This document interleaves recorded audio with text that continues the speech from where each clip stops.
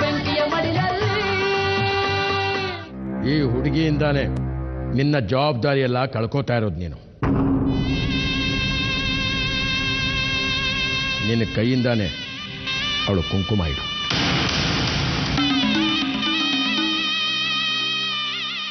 ಚಿಕ್ಕಮ್ಮವ್ರ ಕೈಯಿಂದ ಹಣೆ ಕುಂಕುಮ ಮಾಡಿಸ್ಕೊಳ್ಳೋ ಯೋಗ್ಯತೆ ನನಗಿಲ್ಲ ಮಾನ್ರೆ.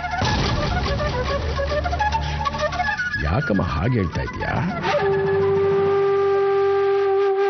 ನಿನಗೆ ಗಂಡು ಮಗು ಆದ್ರೆ ನೀವು ನನ್ನ ಮನೆ ಸೊಸೆ ಆಗೋಡು. ನಮ್ಮ ವಂಶದ ಪದ್ಧತಿ ಪ್ರಕಾರ ನಿನಗೆ ಕುಂಕುಮ ಇಸೋ ಯೋಗ್ಯತೆ ಇದೆ. ಚಿಕ್ಕಮ್ಮವ್ರ ಕುಂಕುಮನ ಕಸ್ಕೊಂಡು ಬಂಡವಾಳ ಬಾಳಕ್ಕೆ ನನಗಿಷ್ಟ ಇಲ್ಲ ಸೌಕರ್ಯ.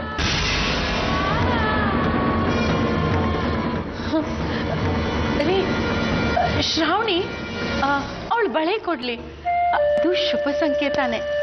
ಕೊಡು ಶ್ರಾವಣಿ, ನಿನ್ ಬಳೆ ಕೊಡು. ನೋಡು, ಈ ಬಳೆಗಳು ನಂಗೆ ತುಂಬಾ ಇಷ್ಟ. ತಗೋ, ಇದನ್ನ ಹಾಕೊಂಡು ಆಮೇಲೆ ವಾಪಸ್ ಕೊಟ್ಬಿಡು. ತಗೋ.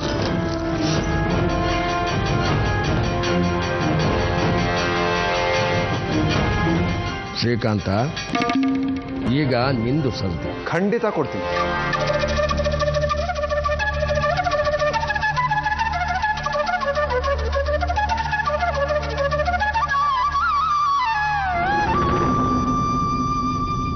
ಅದೇನೋ ಶ್ರೀಕಾಂತ,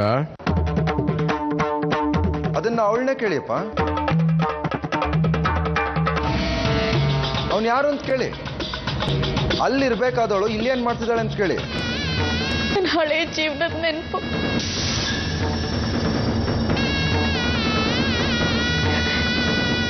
ಇದ್ರಾಗೆ ನಮ್ಮ ಹಳ್ಳಿ, ಅಪ್ಪ ಅವ್ವ, ತಮ್ಮ ತಂಗಿಯರು, ಗೆಳತಿಯರು ಎಲ್ರೂ ಕಾಣ್ತೀನಿ. ಇದೇನು ಇನ್ನೊಂದು ನಾಟಕ ಶುರು ಆಗಿದೆಯಲ್ಲ? ನಿಮಗೆ ಈ ಜನ್ಮದಲ್ಲಿ ಬರಲ್ಲ.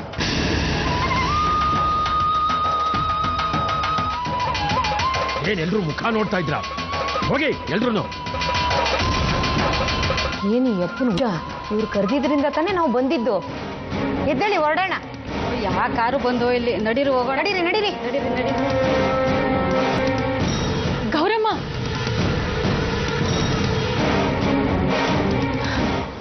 ಏನ್ ಗೌರಮ್ಮ ಲಕ್ಷಣವಾಗಿ ಬಂದಿರ? ಅರ್ಶನ ಕುಂಕುಮ ಬಾಗಣ ಎಲ್ಲ ತಗೊಂಡು ಹೋಗಿ ಹಾಗೆ ಹೊರಟು ಹೋಗ್ತಿದ್ದೀರಲ್ಲ? ಜಾನ್ಕಮ್ಮವ್ರೆ, ನಿಮ್ಮನೇಲಿ ಅರ್ಶನ ಕುಂಕುಮ ತಗೋ, ನಮಗ್ ದರಿದ್ರ ಸುತ್ಕೊಳ್ಳುತ್ತೆ. ಬೇಡಿ ಬೇಡಿ. ಬರ್ತೀವಿ ಜಾನ್ಕಮ್ಮವ್ರೆ, ನಡೀರೆ.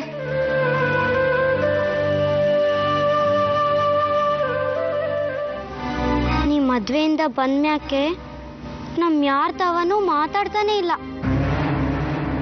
ಯೋನಾತೆ ರಾಜಿ, ಮಲ್ಲಿಯಕ್ಕ ಕೆಪ್ತಿಗ್ ಬಂದ್ಲಾ? ಏ ರಾಜಿ, ನಾನ್ ನಿಂತವನೇ ಮಾತಿರೋದು. ನಮ್ಮ ಮಲ್ಲಿಯಕ್ಕನ ಗಂಡ ಸುರೇಶನ ನನ್ ಮದ್ವೆ ಆಗಕ್ಕಿಲ್ಲ.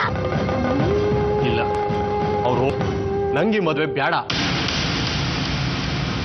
ಸುರೇಶ ಭಾವಯನ್ ಬಗ್ಗೆ ಯೋಚನೆ ಮಾಡ್ತಿದ್ಯಾ?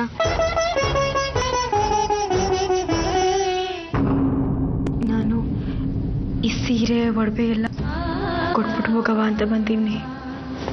ಇದೆಲ್ಲ ನಿಂಗೆ ಅಂತ ತಾನೇ ಕೊಟ್ಟಿರೋದು, ಯಾಕೆ ವಾಪಸ್ ಮಾಡ್ತಿದೀಯಾ? ಬೇಡ ಮಾರೆ, ಇವನ್ನೆಲ್ಲ ಹಾಕೊಳ್ಳೋ ಯೋಗ್ಯತೆ ಇರೋದು ಈ ಮನೆ ಸೊಸೆಂದ್ರಿಗೆ ಮಾತ್ರ. ಈ ಅಲಂಕಾರ ಎಲ್ಲ ಅವಶ್ಯಕತೆ ಇದೆ.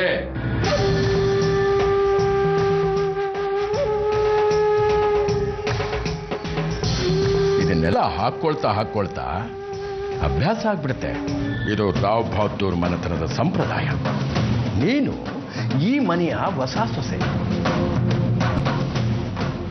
ಇದರಿಂದ ಶೃಂಗಾರ ಮಾಡಿಕೊಂಡು ಶ್ರೀಕಾಂತನ ಮನಸ್ಸನ್ನ ಒಲಿಸಿ ನನ್ನ ಆಸೆನೂ ಪೂರೈಸಿ.